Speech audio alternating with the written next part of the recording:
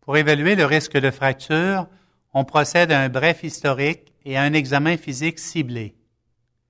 La taille doit être mesurée avec précision, car cela nous aide à identifier les personnes ayant des fractures vertébrales. Pour évaluer la mobilité, on peut demander au patient de se relever d'une chaise sans s'appuyer sur les accoudoirs.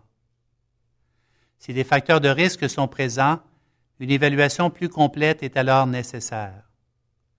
Au Canada, il existe actuellement 2 outils de prédiction du risque de fracture ostéoporotique majeure à 10 ans.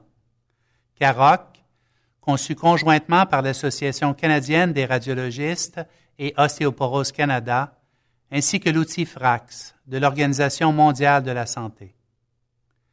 Les 2 sont calibrés et ils utilisent les mêmes données canadiennes sur les fractures. Ils ont été soigneusement validés chez les Canadiens. Ces outils ont été conçus pour les femmes et les hommes âgés de plus de 50 ans n'ayant jamais été traités. Veuillez noter que les lignes directrices 2010 utilisent la version CAROC mise à jour et remplacent celle de 2005. L'outil CAROC définit 3 catégories de risques de fracture à 10 ans.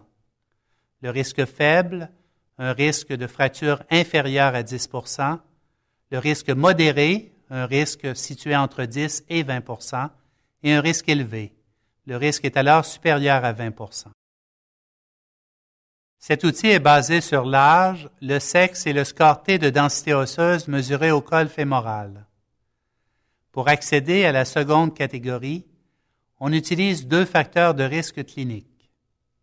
La fracture de fragilisation après l'âge de 40 ans et l'usage récent et prolongé de glucocorticoïdes. En présence de ces facteurs, la catégorie du risque individuel de fracture passe de faible à modéré ou de modéré à élevé. Si les 2 facteurs de risque sont présents, l'individu est automatiquement considéré comme étant à risque élevé.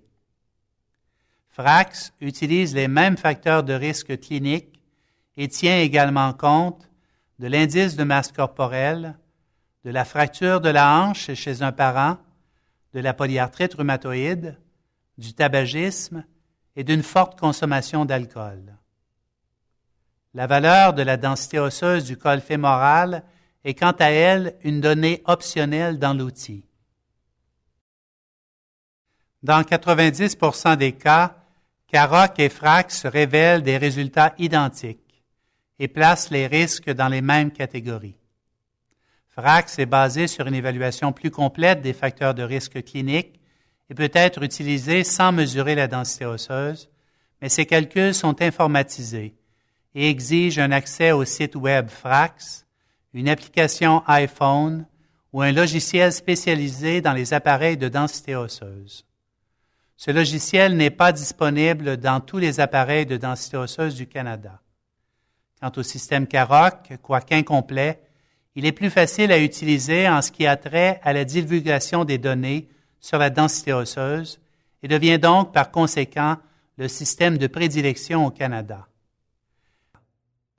Les graphiques CAROC et le lien FRAX sont disponibles sur ce site dans le menu Outils et ressources.